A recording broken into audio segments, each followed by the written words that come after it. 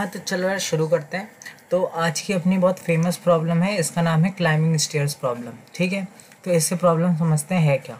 तुम्हें क्या करना है कि तुम या तो एक बार में एक स्टेप चढ़ सकते हो या तो तुम एक बार में 2 स्टेप चढ़ सकते हो। ठीक है, तो तुम्हें क्या करना है कि nth स्टेयर तक पहुंचने के लिए nth स्टेयर पे तुम्हें पहुंचना है, तो तुम्हें बताने कितने नंबर ऑफ वेज होंगे। तो एग्जांपल से समझते हैं, जैसे मान लो n = 3 है, तो ये पहली स्टेयर है, ये दूसरी स्टेयर है, ये तीसरी स्टेयर है, तुम यहाँ खड़े हो। ठीक है, तो क्या वो पहले तो तुम क्या करो कि एक एक करके जाओ। ये एक वे हो गया। ठीक है, कि 1,1,1 ये पहला वे। ठीक है, अब दूसरा वे हो सकता है कि तुम पहली बार 2 की जंप लगाओ देन 1 की जंप लगाओ, तो 2,1 ये दूसरा वे। ठीक है, अब तीसरा वे क्या होगा, तीसरा वे होगा लेट्स से तुम पहली बार 1 की जंप लगाई तो पहले पे पहुंच गए, फिर तुमने अगेन 2 की जंप लगाई तो 1,2। ठीक है, यही वेज हो सकते हैं तुम्हारे 3 पे पहुंचने के। अगर तुम 2 स्टेप लेते हो, या तो 1 की स्टेप लेते हो या तो 2 की स्टेप लेते हो, तो यही 3 वेज हो सकते हैं। तो तुम्हें अगर 3rd स्टेयर पे पहुंचना है तो तुम्हें कितना रिटर्न करना पड़ेगा, तो तुम्हें रिटर्न करना पड़ेगा आंसर 3, क्योंकि इसके 3 वेज हैं, पहला, दूसरा और तीसरा। थोड़े और अच्छे समझते हैं तो एक और एग्जांपल देखते हैं। n = 4 लेते हैं, तो ये पहली स्टेयर, ये दूसरी, ये तीसरी, ये चौथी। ठीक है, अब पहला तरीका होगा कि तुम एक एक करके चढ़ते जाओ और पहुंच जाओ, ये पहला तरीका। ठीक है, दूसरा तरीका होगा तुम यहाँ से 1 की जंप लो, एक, फिर 2 की जंप लो, फिर 1 की जंप लो। ठीक है, तो ये होगा दूसरा तरीका, ये हो जाएगा दूसरा तरीका 1 2 1। ठीक है, ये दूसरा तरीका। तीसरा तरीका हो जाएगा तुम पहले 2 की जंप लो तो तुम इस स्टेयर पे पहुंच गए, फिर तुमने 1 की जंप लेके पहुंच गए, ये हो जाएगा तुम्हारा तीसरा तरीका। फिर क्या होगा, फिर मान लो तुमने क्या किया, एक बार 1 चढ़े, फिर दूसरी चढ़े, इसके बाद 2 की जंप मार दी, तो 1,1,2 ये होगा तुम्हारा चौथा तरीका। और पांचवा तरीका होगा कि तुम पहली बार 2 चढ़े, फिर 2 चढ़ गए, मतलब यहाँ से तुम डायरेक्ट यहाँ गए और फिर तुम डायरेक्ट यहाँ पहुँच गए। ठीक है, तो ये पांचवा तरीका। तो अगर तुम्हारे पास 4 सीढ़ी हैं, 4 स्टेयर हैं, तो उसे क्लाइंब करने के तुम्हारे पास कितने तरीके हैं, तुम्हारे पास 5 तरीके हैं। ठीक है, तो ये हमें रिटर्न करना है कि हम कैसे करेंगे। ठीक है, तो यार देखते हैं। अब देखो, तुम 0th स्टेयर पे हो, ठीक है, तो तुम्हारे पास क्या क्या ऑप्शन है। मान लो तुम्हें 4th स्टेयर तक जाना है, तो सारा जनरेट करते हैं रिकर्जन से। ठीक है, रिकर्जन लगाएंगे तो देखो, हाँ, अब पहले ये सोचते हैं कि रिकर्जन की फील आनी चाहिए कि रिकर्जन क्यों लगाएंगे।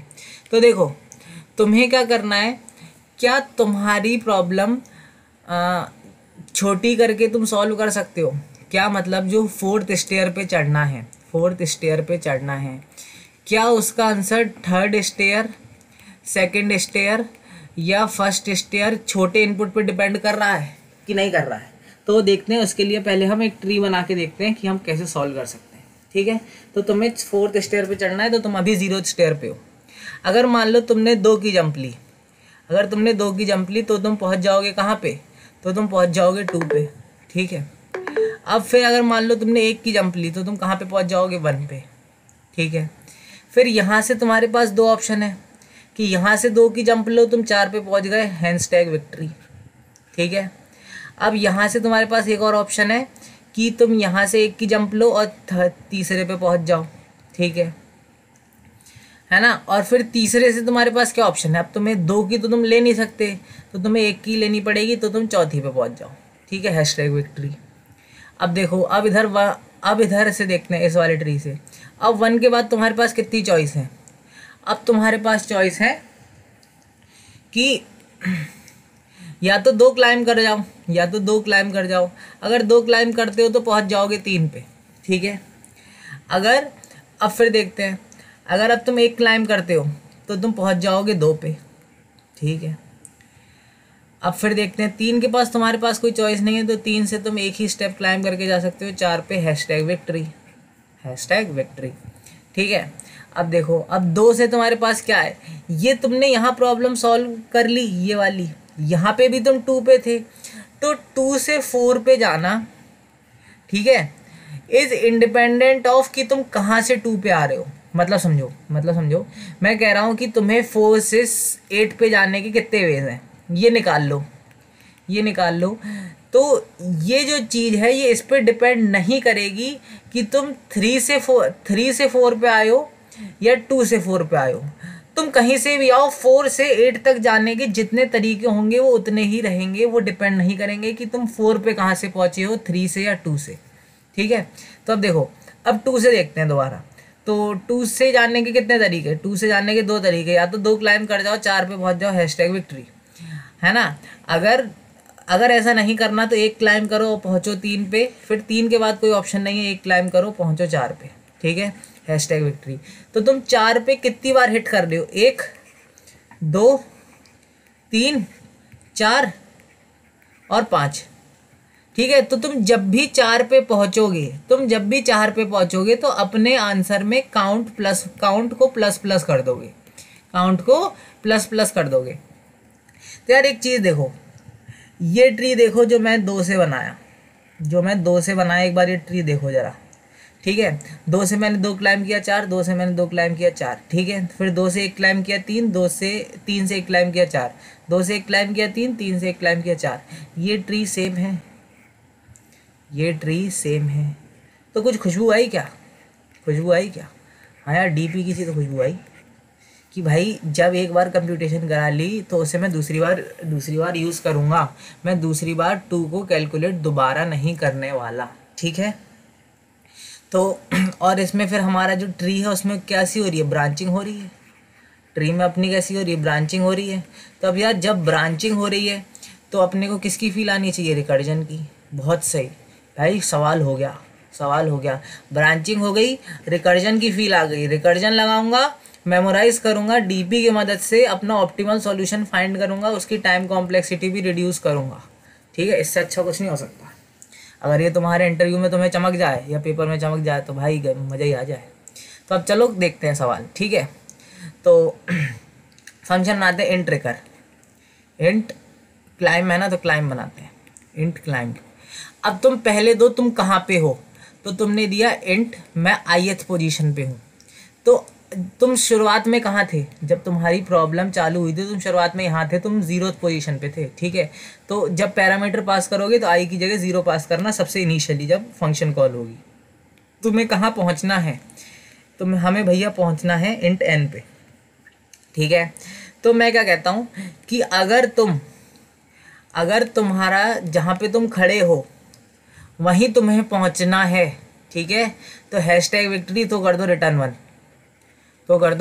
रिटर्न 1, क्योंकि तुम्हारे पास n पे पहुँचने का एक तरीका आ गया, तो तुम रिटर्न कर दो 1। ठीक है, अब क्या करना है, अब देखो अब तुम ith पे हो और तुम्हें nth पे जाना है। तो ith से जाने के कितने ऑप्शन है, या तो i+1 पे जाओ या तो i+2 पे जाओ। सही बात, तो देखते हैं। तो मैं कहता हूँ int a = climb of i+1, n। ठीक है, int b = climb of i+2, n। ठीक है, और एक इसमें कंडीशन दे दो, if i is greater than n, तो रिटर्न कर दो 0। मान लो तुम, अब क्या हुआ, मान लो तुम ith-1 पे खड़े हो, यहाँ से 2 की जंप मार दी, तो भाई तुम ith+1 पे पहुँच गए ना। ये तो तुम्हें करना नहीं था, तो या तो ये कर लो कि ith+2 वाली कंडीशन जब ही लगाओ। तो इसके लिए क्या कर लो, रुको, इसके लिए एक काम कर लेते हैं, ये नहीं करते, हाँ ये देख लेते हैं। तो हम क्या करा लेते हैं, एक सेकेंड, हाँ हम ये करा लेते हैं, हम थोड़े बुद्धिमान आदमी, हम कोई फालतू के झंझट में नहीं फंसते। हम b को इनिशलाइज करा लेते हैं 0 से। ठीक है, अब मैं क्या कह रहा हूँ कि अगर तुम्हारा if i not equal to n-1 है, मतलब तुम्हें जहाँ पहुँचना है उससे तुम कम से कम यहाँ पे तो हो, यहाँ या इससे नीचे। ठीक है, तो तुम क्या करो, तो तुम 2 की जंप मार सकते हो, तो b को कर दो क्लाइंब ऑफ i+2, n। ठीक है, ये कर दो। ठीक है साहब। अब क्या हुआ, अब तुम्हें टोटल वेज भेजने थे, तुम्हारी क्वेरी थी कि तुम 0 पे खड़े हो और तुम्हें n पे जाने के टोटल नंबर ऑफ वेज क्या होंगे। तो एक बार मैं काउंट करूँगा 1 से, स्टेप देखो, पहली बार मैंने काउंट किया, देखो यहाँ से रिकर्जन ट्री से समझते हैं। तो ये 4 आया, तो 4 ने क्या रिटर्न किया 1, 4 ने रिटर्न किया 1, यहाँ कितना आएगा 1, यहाँ कितना आएगा 1, ठीक है। अब देखो ये 4 था, इस 4 ने इसको रिटर्न किया 1, यहाँ आया 1। अब 3 भी क्या रिटर्न करेगा, 3 कुछ नहीं रिटर्न कर रहा, 3 की कोई और ब्रांच है नहीं, तो 3 भी क्या रिटर्न करेगा 1। अब यहाँ 1 आया था, अब तुम्हें टोटल वेज काउंट करने हैं, तो एक तरीका ये हो गया, क्योंकि एक ये ब्रांच हो गई और एक ये ब्रांच हो गई, ठीक है। तो तुम अब क्या करोगे, ऐड करोगे, तो 1 + 1 2, तो तुम यहाँ पे 2 भेजोगे, ठीक है। अब देखो यहाँ पे क्या हुआ, ये जो 2 था, ठीक है, इसकी कितनी ब्रांचिंग थी, इसकी 2 ब्रांच थी, एक ये वाली ब्रांच, एक ये वाली ब्रांच, तो 2 पे आंसर कितना आएगा 2। अब 1 से देखो, 1 से कितनी ब्रांच जा रही थी, 1 से जा रही थी एक ब्रांच, और वो ब्रांच आगे फर्दर डिवाइड नहीं हो रही थी, तो ये रिटर्न करेगा 1, तो यहाँ आएगा 3, तो ये रिटर्न करेगा 3, तो 2 + 3 ये हमारा आंसर हो जाएगा, विच इज़ 5, ठीक है। तो एज वो क्या पूछ रहा है, टोटल पूछ रहा है ना, तो तुम क्या करोगे, तुम रिटर्न करोगे a + b, ठीक है। अब इसकी कॉम्प्लेक्सिटी कितनी होगी, अब देखो तुम एक ब्रांच से, तुम्हारे पास 2 ऑप्शन थे एट मैक्स, वर्स्ट केस में, ठीक है। तो यहाँ पे 1 नोड, यहाँ पे 2 नोड, फिर ये 2 नोड आ गई, इनसे तुम्हें 2 कंप्यूटेशन और करनी पड़ेंगी, तो यहाँ 4 node, and so on so fourth. तो 1 + 2 + 4 ऐसे ये बढ़ता जाएगा 2 की पावर n तक, या 2 की पावर n-1 तक, जो भी है। तो इसकी कॉम्प्लेक्सिटी कितनी आएगी, O ऑफ एक्सपोनेंशियल कॉम्प्लेक्सिटी आएगी। तो हमें पहले खुशबू किसकी आ गई थी, हमें खुशबू आ गई थी DP की। अब जब खुशबू आ गई, ठीक है, तो वो काम कर ही लेते हैं ना। तो मैं क्या करता हूँ, मैं जहाँ पे ये मैंने रिटर्न कराया, मैं यहाँ एक सिंपल सी लाइन लिख देता हूँ कि भैया अगर तुम्हारा आंसर I से N तक है तो उसको कर लो स्टोर, तो DP ऑफ I से तुम्हें जाना कहाँ पे है, N जो पैरामीटर है वो तो तुम्हारा कांस्टेंट है, वो तो बदल नहीं रहा। तो अब चाहे तुम्हारा I जो है वो 5 हो जाए या I 6 हो जाए, जो तुम्हारा N है, मान लो N 8 है, वो हमेशा 8 ही रहेगा। तो इस पैरामीटर को काहे DP में स्टोर करा रहे हो, क्योंकि ये चेंज कर ही नहीं रहा। जब ये चेंज नहीं कर रहा तो ये इंटैक्ट ही रहेगा, सिर्फ ये चेंज कर रहा है, तो इसे स्टोर कराओ। तो जो DP जो एरे बनाऊंगा उसकी मैं लेंथ कितनी रख, उसकी जो स्पेस होगी वो कितनी होगी, O ऑफ N, ठीक है, O ऑफ N। तो मैं कह रहा हूँ जो DP ऑफ I है वो हो जाएगा A + B। तो जो मेरा आंसर था मैंने उसे स्टोर करा लिया और रिटर्न कर दिया DP ऑफ I, ठीक है। अब DP का ये होता है कि जब प्रॉब्लम दोबारा काउंटर हो तो मुझे ये रिकर्जन कॉल जो मैंने की, जो टाइम लगा रही है, इसे मुझे दोबारा नहीं कॉल करना। तो मैं क्या करूँगा, मैं यहाँ लिखूँगा if DP of I is not equal to -1, तो रिटर्न कर दो DP ऑफ I। ये मैं पहले ही बता चुका हूँ कि -1 का क्या फंडा है। -1 का फंडा ये है कि मैं सबसे पहले क्या करूँगा, अपनी एरे में सारे इंडिसेस -1 से इनिशियलाइज करा लूँगा, ठीक है। अगर कोई वैल्यू -1 नहीं हुई, फिर मैंने चेक किया, अगर कोई वैल्यू -1 नहीं हुई तो उसका मतलब होगा वो प्री कंप्यूट हो चुकी है। जब वो कंप्यूट हो चुकी है, उसका आंसर स्टोर हो चुका है, तो मैं क्यों ना यूज़ कर लूँ। तो इसलिए मैं लिख देता हूँ कि अगर जो मेरी DP ऑफ I है, तो थोड़ा साफ लिखते हैं, थोड़ा गंदा लिख दिया मैं, हाँ थोड़ा मिटा देते हैं, ठीक है। तो यहाँ लिखते हैं कि if DP of I is not equal to -1, मतलब it is computed, so I do not have to compute any more, so I will return DP of I, ठीक है। मैं DP ऑफ I रिटर्न कर दूंगा, ठीक है। ये मैं इस इफ़ के बाद लिख दूंगा, ठीक है। अगर समझ में आया हो तो समझ में क्या आया हो। हाँ, एक चीज़ और देखते हैं, तो इसकी हम देखते हैं कि टाइम कॉम्प्लेक्सिटी और स्पेस कॉम्प्लेक्सिटी क्या होगी। तो तुमने I से N तक कैलकुलेट कर लिया, तुमने एक बार स्टोर करा लिया, तो तुम्हें हर I के लिए हर I पे कितनी बार जाना पड़ा।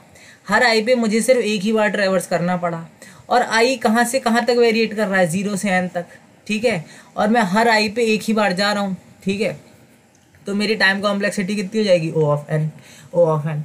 और भाई मैंने यहाँ एक डीपी एरे और बनाई थी जिसकी लेंथ कितनी थी, एन, ठीक है, जिसकी लेंथ थी एन, तो इसकी जो स्पेस कॉम्प्लेक्सिटी है वो भी हो जाएगी ओ ऑफ एन।